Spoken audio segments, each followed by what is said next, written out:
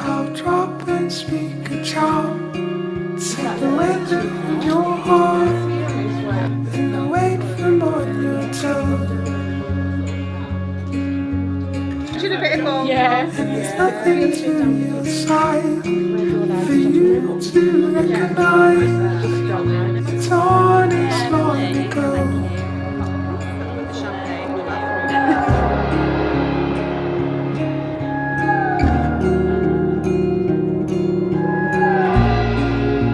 When we were on holiday when we were like 14, something like that, when we went on that holiday to Lanzarote. Really? Yeah. Oh mate, look at me. My body's Slip, man. Well, it's the best I've ever looked, 14. It's a good year for you.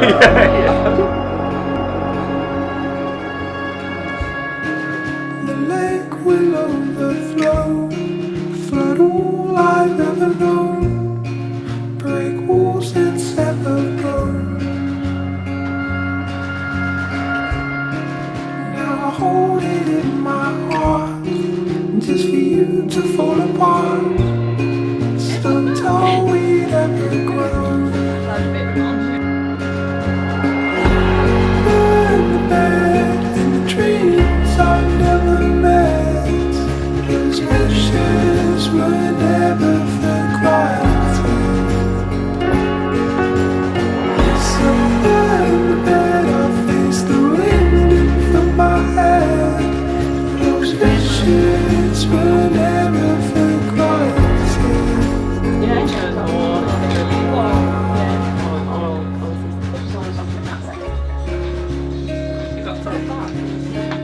You are in the drink Sarah. It's like when I go back.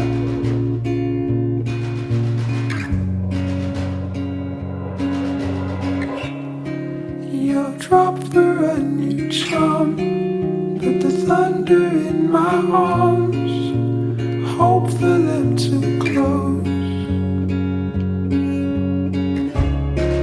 Leave nothing to my side, take all I recognize, and varnish your burn the bed in dreams I've never met. Those wishes were never forgotten. So burn the bed, I'll face the wind from my head. Those wishes were never forgotten. Oh, those wishes were never forgotten.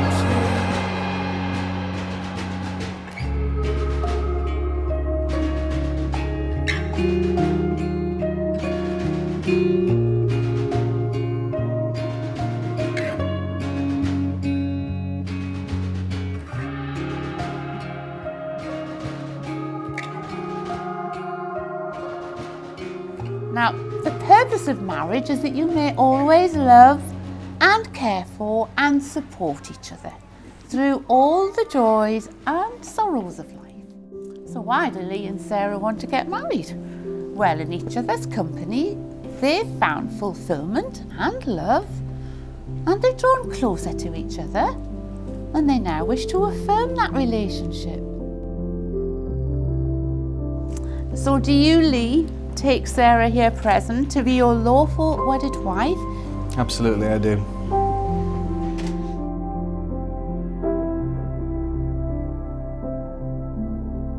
I, Sarah Logan, take you, Lee Andrew Young, to be my wedded husband.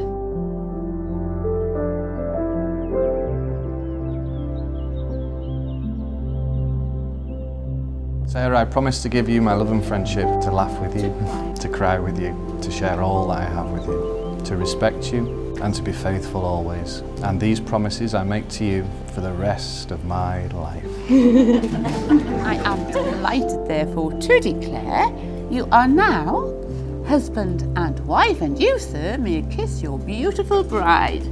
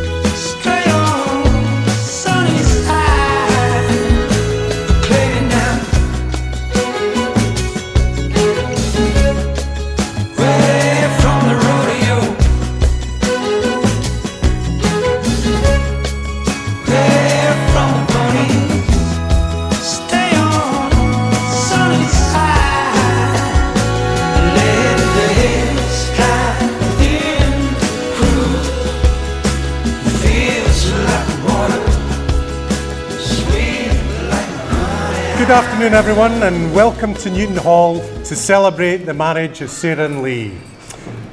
For those of you who don't know me, my name's John. I'm Sarah's dad, and it falls upon me to make the opening speech. Just think of me as the warm-up act for Lee. This is, of course, the first time I've had the honour of walking our daughter down the aisle, and it's been magical, if not tinged with some sadness. Magical because I felt like a king escorting our princess into the next part of her life. A little sad because she's no longer my little princess. Jacqueline and I are immensely proud of Sarah and pleased to see her looking so radiant and happy on this special day. Over the years, we've had the privilege of watching Sarah blossom from a gorgeous baby daughter into the beautiful woman we see before us today. Sarah's a wonderful daughter. She's provided us with so much joy and happiness over the years. And we've always been proud of her and everything she's done, and we're especially proud today. And now to Lee, our son-in-law. I'd like to take this opportunity to formally welcome Lee into the Logan family, or should I say Logan Young family. Lee instantly became part of our family as soon as we met him, but now it's official.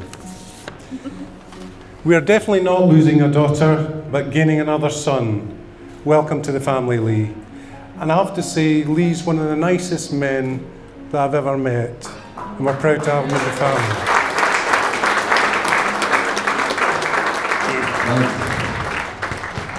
My wife. Firstly, I have to admit, when Sarah walked into the ceremony today, I was speechless, absolutely lost for words. Not only because you look so incredibly beautiful, but it's also the first time you've been on time for anything. As some of you will know, Sarah and I met online. Middle older brides can work out. After a couple of weeks of messaging, we arranged to meet, and unlike pretty much all of my previous dates, this one was going to change my life forever. From the moment Sarah's Ford car screamed into the car park and they all seen Green on the night and screamed in, I mean, you've seen her drive. On the 9th of March 2013, you skipped over towards me across the car park. It's a bit of a cliche, but I can confidently say it was love at first sight. Never had I met someone who instantly made me feel so comfortable. Immediately we were yapping away about music, war history, family, work, video games, friends, chips, lipstick, and you guessed it, cats. During the 1,476 days since, I've been counting. I've never looked back. I've had so many amazing times with you in the last 4 years, as we visited Germany, Italy, Spain, even Hull. So a few things that I've learned from Sarah. It was actually a really, really long list, but I've cut it down a bit. It's perfectly okay to have vinegar on literally everything. And I mean it. Watch it with the food, you know it. The bigger and the broader the person you are, the smaller amount of bed you get to sleep in. Wearing pyjamas, a dressing gown, while holding a hot water bottle and then getting into bed with it all is not weird at all. And when Sarah says I'm just resting my eyes, she will be asleep 26 seconds later. Also, delivering wasn't hit by a cluster bomb. Sarah was just making it look more lifted. And finally, when you travel this earth, near or far, if you ever happen to stumble across a hair bobble, it's probably one of Sarah's. But on a more serious note, as some of you will know, before I met Sarah, I've been stuck in a bit of a rut for a good few years. But since you have helped me massively become the person I am today, you are set, selfless, caring and conscientious, with strong values, and I always feel you've got my back in all I do. You work incredibly hard. Don't cry, just don't cry. You're always so focused and proactive. Your adventurous and energetic nature has helped me hugely get active again. To me, you are the sexiest woman I've ever met, and to call you my wife after today is truly the stuff of dreams. You're intelligent, bright and highly capable, even if you don't always believe it yourself. You always make me laugh, whether it's your brilliant sense of humour or your not infrequent trips to Blondesville. And it's that infectious smile, funny laugh and cheeky face that lights up any room. So people have often said to me that you've got to work at a relationship, and to be honest, I've not really ever understand what that means until I met you, because being with you compels me to work, and it's work that I love. You're a truly beautiful person, in every respect I can imagine. I promise to always be there for you, to protect you, to look after you when you need me. I just hope that I can continue to make you as happy as you make me, and that we continue to have incredible adventures together, and that together we can achieve everything we want from life.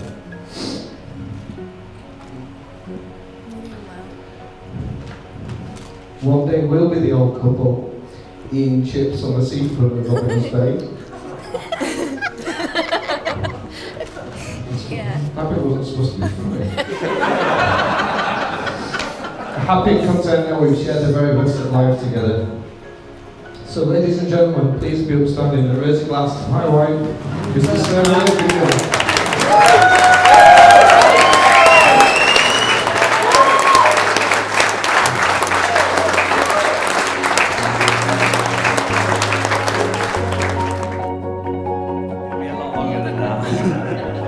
So over the course of the next 10 minutes or so, it's our aim to fill you in on the life story of Mr. Lee Young.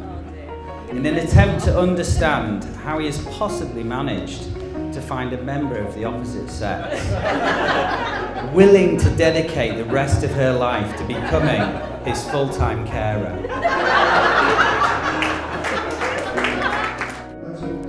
We're a happy couple, Sarah and Lee. All of us here that spent time with these two together know how much they are complementary, how much they make each other better, and for that we're ever grateful. In preparation for this, we heard it is traditional to embarrass the groom in his best man speech. Those of you who know Lee, we kind of thought, where's the challenge in that? Well, he's more than capable of embarrassing himself on his own on a daily basis. So we decided to look into the historical importance of Lee's birthday as a starting point for this speech. But it turns out that absolutely nothing happened on that day. It does, however, long stick in the minds of those working in the York Hospital maternity ward that day, where that day is still regarded as Ugly Wednesday. To say Lee was an unfortunate-looking baby would be a huge understatement, with even his mother, Roz, remarking he looked like a shaved weasel. On paper, Lee appears to be the most alpha male, as belligerent and stubborn a Yorkshireman as Geoffrey Boycott, with very few shades of grey. He either loves something to its very core, heavy metal, Leeds United, curry, his cat, Sarah,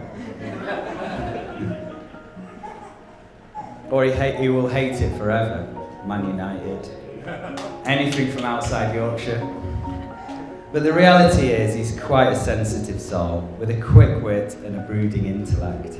I'm sure this is what Sarah loves most about him. Well, it's not his looks, is it? I first met Lee 18 years or so ago when he started working in Harrogate at Nidvale with some of the lads that are here today. I'm sure you'll all agree, despite his dapper appearance, there's always a danger that the angry little dwarf, Efford and Jeffy, may come out at some point. So, fingers crossed, we don't see that at all tonight. It wasn't long after we first crossed paths that Lee became a regular on my sofa on a Saturday night after various nights out in Harrogate whilst he was still living in Paisley Bridge. Scarily, the number of times on a Sunday morning I'd come downstairs and find Lee with the Kerrang channel still on massive volume, pot noodle half eaten, spilt on the carpet, half naked on the sofa, asleep, snoring, hands down his pants. I still have nightmares these days, and I know Sarah can have some sympathy with that. I've got one of Jim's jokes here for you. Incidentally, what do you call two spiders who have just got married? Newlyweds.